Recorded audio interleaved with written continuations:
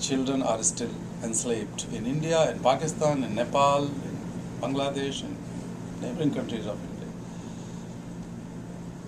But it was again a very interesting thing when we came to know that some children have been trafficked from Bihar to work in carpet industry in Uttar Pradesh, near Mirzapur. I think that was in 1981 or 82. So we went to rescue those children, and these children were in very, very bad shape.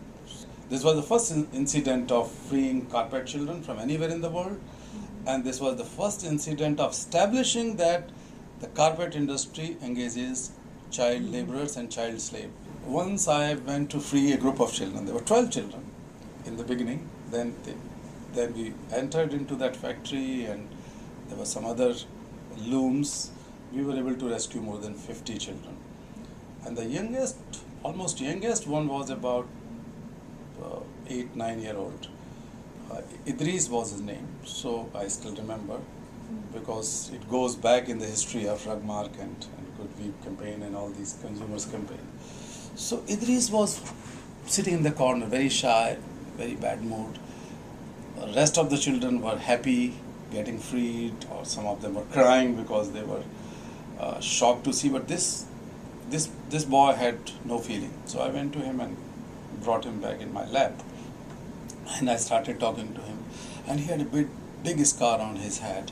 And then he said that I don't want to go because why not my mother and father have stopped me, and so on and so forth. He was a little bit angry, but I decided to take him back home. And then when I was coming back at the station to catch my train at midnight, and I was very, very overwhelmed, suddenly in the same train which comes from Bihar, there were about 30, 40, 50, I don't know, the big group of children were got down. They were taken to work in carpet industry from Bihar by 2 contractors or middlemen. And instead of getting into my compartment in train, I started arguing with them. In the meantime, train has left the platform, but there was a big argument, and these people called the police. And the policemen knew them, and they shook their hands with the police. And the police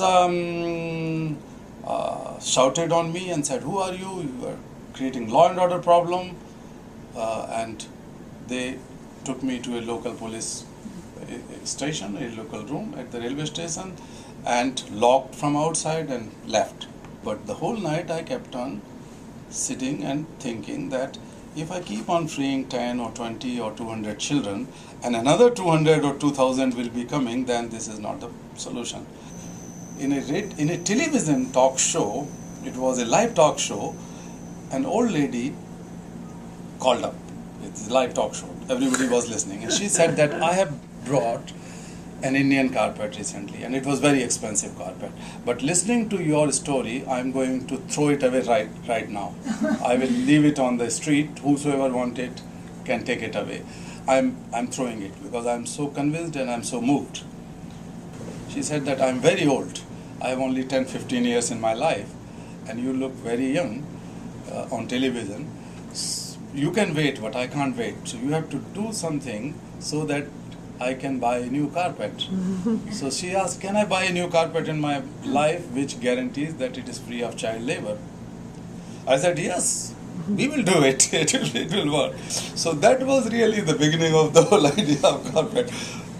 Somewhat deeper into the agonies of children, but also spontaneous answer to an old lady who really wanted to have a child labor free carpet in her lifetime. And I'm sure that it was possible, because within say 8-10 years we were able to develop the full-fledged labeling system in the carpet industry in India, and then in Nepal and Pakistan.